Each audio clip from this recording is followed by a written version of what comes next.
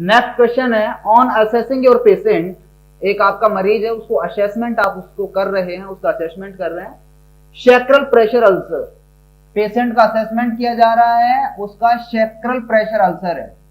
मतलब pressure ulcer कहां पे पाया जाता है? सैक्रम रीजन पर उसको प्रेशर अल्सर आपने देखा है आपके पेशेंट में। यू नॉट, आपने नोट किया दैट, क्या the tissue over the sacrum is dark, sacrum पर जो टिश्यू है वो कैसी है? डार्क है। दूसरी, हार्ड है। तीसरी बात, अडहेरेंट टू द वुंड एज, और जो घाव के जो एज हैं, घाव के जो किनारे हैं, वहां पर वो क्या है? एडहेरेंट हो चुकी है, adherent to the wound edges. What is the correct stage for this patient pressure ulcer, कि इस प्रेशर अल्सर में कौन सा टाइप का जो है प्रेशर अल्सर है, ठीक है ना। तो प्रेशर अल्सर को अपन देखो, प्रेशर अल्सर के बारे में थोड़ी सी अपन बात करें तो प्रेशर अल्सर क्या होता है देखिए एक बार, चाहे तो प्रेशर अल्सर बोल दो, चाहे उसको बेडशोर बोल दो, चाहे उसको डेक्यूबेटिक अल्सर बोल दो, चाहे उसको डेक्यूबेटी बोल दो, एक ही बात है। तो सबसे पहले तो आप इन चीजों को सीख लीजिए, ठीक है ना, कि और भी बोल सकते हैं इसको, प्रेशर शोर भी बोल सकते हैं, ठीक है ना। तो 5 नाम एक ही बात के हो गए, तो कैसा भी कुछ भी आए तो ये अपन समझ लेना है, चाहे तो आप उसको प्रेशर अल्सर बोलो, चाहे बेड शोर बोलो, चाहे डेक्यूबेटिक अल्सर बोलो, चाहे डेक्यूबेटाई बोलो, चाहे आप प्रेशर शोर बोलो, एक ही बात है। तो डेक्यूबेटिक अल्सर होता क्या है, इसके बारे में आप थोड़ा सा एक बार ये जान लीजिए कि जो डेक्यूबेटिक अल्सर होता है वो एक ऐसा प्रेशर होता है जब किसी भी पेशेंट का मूवमेंट नहीं किया जाता है, उस पर्टिकुलर बॉडी पार्ट पर अगर प्रेशर कंटिन्यू बनेगा, वहां पर इस्टेमिया की कंडीशन पैदा होगी, वहां पर मॉइस्चर होगा, वहां पर फ्रिक्शन होगा, वहां पर कंटिन्यूअसली प्रेशर बना रहेगा, वहां पर सेंसरी लॉस हो जाता है। तो क्या कहलाता है वो कंडीशन? आपकी प्रेशर अल्सर के नाम से जानी जाती है, बेड शोर के नाम से जानी जाती है। यही एक ऐसी प्रॉब्लम होती है जो नर्सिंग ऑफिसर की नेग्लिजेंसी की वजह से होती है, कि अगर आप पेशेंट को पोजीशन कंटिन्यू चेंज नहीं करवाते हैं और एक ही पोजीशन में अगर पेशेंट पड़ा रहता है तो उस कंडीशन में उसको प्रेशर शोर क्रिएट हो जाते हैं। दूसरी बात, जैसे ऑर्थोपेडिक्स का कोई पेशेंट है जिसमें टांग टूटी पड़ी है, उसमें मोबिलाइजेशन अलाउ नहीं है। अब मोबिलाइजेशन अलाउ नहीं है तो वो एक सुपाइन पोजीशन में पड़ा रहेगा, नीचे हवा नहीं, पानी नहीं, खून नहीं, कुछ नहीं, तो फिर क्या वहां घाव पैदा हो जाता है, उसको क्या बोलते हैं? प्रेशर अल्सर बोलते हैं, ठीक है ना। अब प्रेशर अल्सर जो होता है उसका अगर क्लासिफिकेशन करें कि उसको कितने भागों में हम क्लासिफाई कर सकते हैं, तो उससे पहले आप एक चीज ये सीख लें कि प्रेशर अल्सर जो होता है उसके रिस्क को जांच करने के लिए एक जांच की जाती है। ध्यान रखना, अगर ये इंपॉर्टेंट क्वेश्चन है, जो भी चीज मैं आपको बताऊंगा उसमें ये ध्यान रखना है कि जो भी वर्ड निकल गया है वो कहीं ना कहीं या तो पूछा जा चुका है या उसके पूछे जाने की आशंका है, वो ज्यादा इंपॉर्टेंट है। तो अगर हम प्रेशर अल्सर की बात करें तो प्रेशर अल्सर में क्या ध्यान रखने वाली बात है? प्रेशर अल्सर में ध्यान रखने वाली बात यह है कि अगर एक पेशेंट लंबे समय तक एक बेड पे लेटा हुआ है तो वो रिस्की होता है, वो पेशेंट क्या होता है? रिस्की होता है, उसमें रिस्क होता है प्रेशर अल्सर होने के। तो एक ऐसी जांच होती है जिसके द्वारा प्रेशर अल्सर के रिस्क को डिटेक्ट किया जाता है। तो डिटेक्ट ऑफ अल्सर रिस्क, ये इंपॉर्टेंट क्वेश्चन है। अगर प्रेशर अल्सर के रिस्क को डिटेक्ट करना है तो उसके लिए एक जांच की जाती है जिसको बोलते हैं ब्रेडन स्केल। उसको किस नाम से जानते हैं? ब्रेडन स्केल के नाम से जानते हैं। ये क्वेश्चन काफी बार एग्जाम से पूछा जा चुका है। प्रेशर अल्सर की रिस्क होने या प्रेशर अल्सर की रिस्क को जांच करने के लिए जो स्केल काम में ली जाती है उसको ब्रेडन स्केल काम में ली जाती है। ये इंपॉर्टेंट क्वेश्चन है। दूसरा इससे रिलेटेड इंपॉर्टेंट बात, और ये ब्रेडन स्केल होती है केवल एडल्ट के लिए काम में ली जाती है, ध्यान रखना। अगर बात की जाए इन्फेंट की, इन्फेंट में अगर आपको बेड शोर ज्ञात करना है, जांच करना है, तो उसके लिए जो काम में ली जाती है उसको बोलते हैं Brydon scale. Brydon scale Q नाम से होती है वो, ठीक है। अगर सिंपल ब्रेडन स्केल है तो एडल्ट के लिए काम में ली जाती है, अगर इन्फेंट के लिए काम में ली जाएगी तो ब्रेडन स्केल क्यू नाम से वो काम में ली जाती है, ठीक है। अब ये ब्रेडन स्केल क्या होती है इसके बारे में थोड़ा सीख लीजिए। ब्रेडन स्केल, जिस तरह से आपने एपगार स्कोर पीडियाट्रिक्स में पढ़ा होगा कि उसमें कितना होता है, एक 0 से 10 नंबर तक होता है, ये वो सारी चीजें आपने पढ़ी होगी। जीसीएस आपने ग्लासगो कोमा स्केल पढ़ा है, 3 से 15 तक उसका मेजरमेंट होता है। इसी तरह से जो ब्रेडन स्केल होता है इसका भी एक पर्टिकुलर मेजरमेंट होता है। अगर हम बात करें इसके कंपोनेंट्स की कि ब्रेडन स्केल में कौन कौन से कंपोनेंट्स पाए जाते हैं, तो इसमें 6 कंपोनेंट पाए जाते हैं, 1 2 3 4 5 और 6। ब्रेडन स्केल में कितने कंपोनेंट पाए जाते हैं? 6 कंपोनेंट पाए जाते हैं, जिसमें सबसे पहला है सेंसरी परसेप्शन। ठीक है, कंपोनेंट क्या क्या होते हैं? सेंसरी परसेप्शन होता है, एक होता है माल न्यूट्रिशन, ठीक है, एक होता है मॉइस्चर,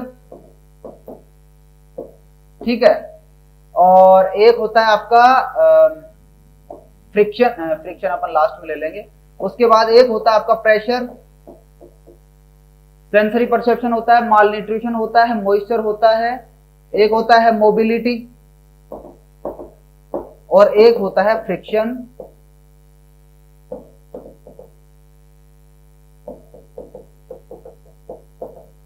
फ्रिक्शन एंड शियर, ठीक है ना। ये 6 कंपोनेंट होते हैं, 3 और 3 6। पहला सेंसरी परसेप्शन, दूसरा माल न्यूट्रिशन, तीसरा मॉइस्चर, चौथा मोबिलिटी और प्रेशर, मोबिलिटी और फ्रिक्शन। मतलब ये हुआ कि जब प्रेशर शूट जहां पे होता है वहां पे सेंसरी परसेप्शन लॉस होने लगता है। माल नरिश्ड अगर पेशेंट जो है खाता पीता नहीं है तो उसमें ज्यादा चांसेस होते हैं और रिस्की होता है। मॉइस्चर अगर वहां पर गीला गीला पड़ा है, टॉयलेट पे वहीं कर रहा है, उसको होश ही नहीं है, तो वहां पे चांसेस ज्यादा होते हैं। प्रेशर अगर ज्यादा लगा पड़ा है, वजन एक ही प्रेशर पॉइंट पे लगा है, मोबिलिटी पेशेंट मोबाइल नहीं है, और फ्रिक्शन का मतलब वहां पर रगड़ हुई पड़ी है, मतलब घर्षण हुआ पड़ा है उसमें, तो भी उसमें चांसेस ज्यादा होते हैं।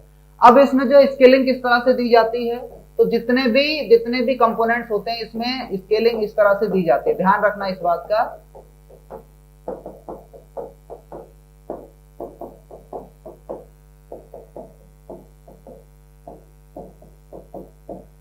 बात समझने की कोशिश करना, जो ब्रेडन स्केल की स्केलिंग होती है वो सब में, मतलब इनमें सब में कितनी होती है? 1 से 4 तक, 1 से 4 तक होती है। लेकिन जो फ्रिक्शन होता है उसमें सिर्फ तीन कंपोनेंट होते हैं, 1 2 और 3।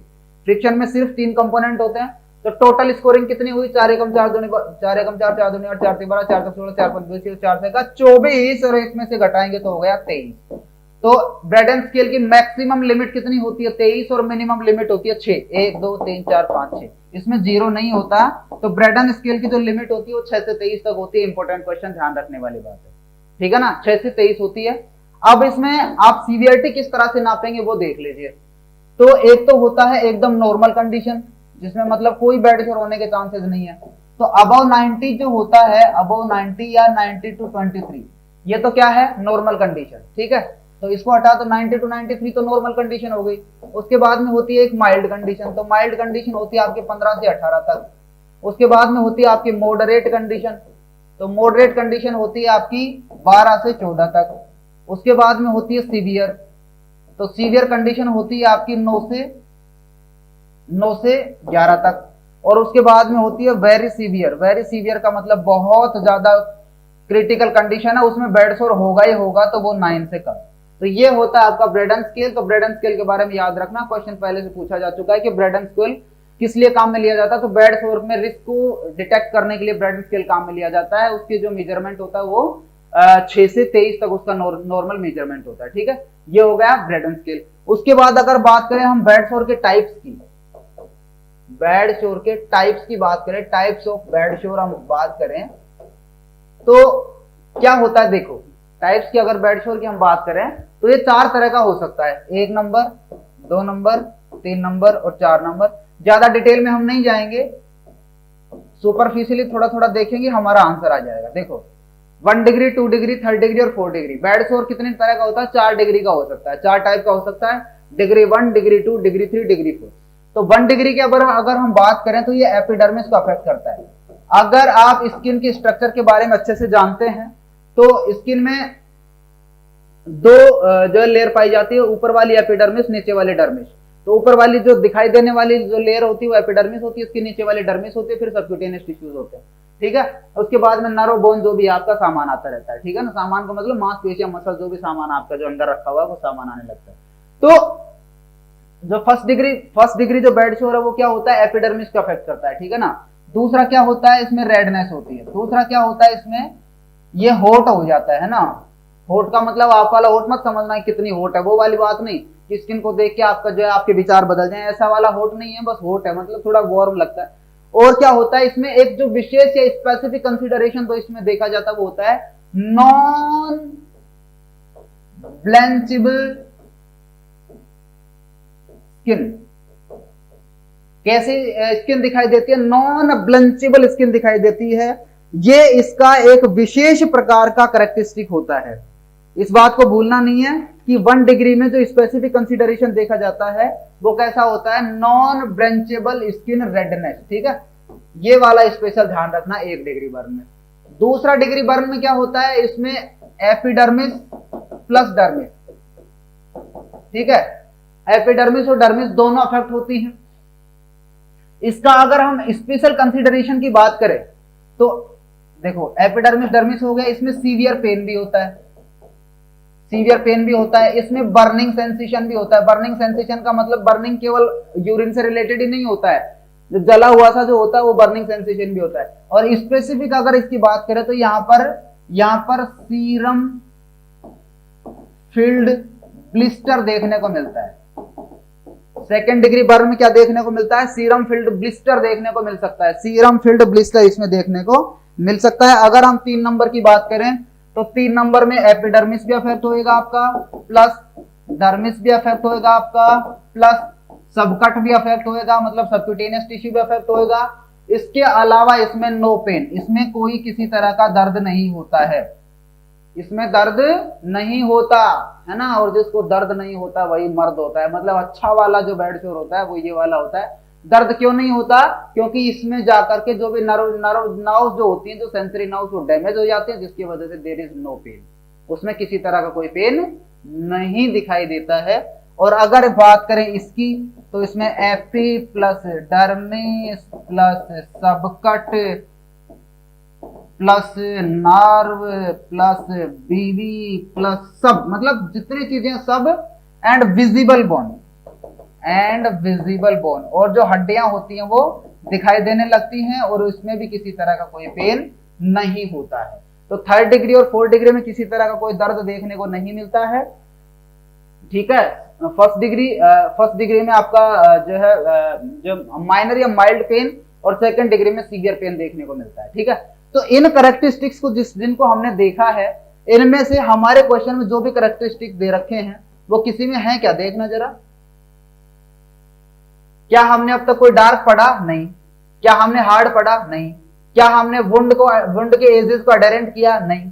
तो फिर ये कौन सा है? क्या 4th डिग्री है? नहीं। क्या 2nd डिग्री है? नहीं। क्या अनस्टेबल है? अनस्टेबल तो हमने पढ़ा ही नहीं। और दूसरा wound of the deep tissue, तो ये भी नहीं। तो अनस्टेबल अपन इसको बोल सकते हैं। आंसर क्या आएगा अपना? आंसर आ जाएगा सी। अनस्टेबल क्यों बोलेंगे? क्योंकि वो स्टेबल नहीं है, उसमें पता नहीं कुछ विशेष प्रकार के जो कैरेक्टरिस्टिक देखने को मिलते हैं, इसलिए अपन उसको क्या बोल सकते हैं? अनस्टेबल बोल सकते हैं। तो ये हमारा इसमें आंसर हो जाएगा। नेक्स्ट की तरफ चलते हैं।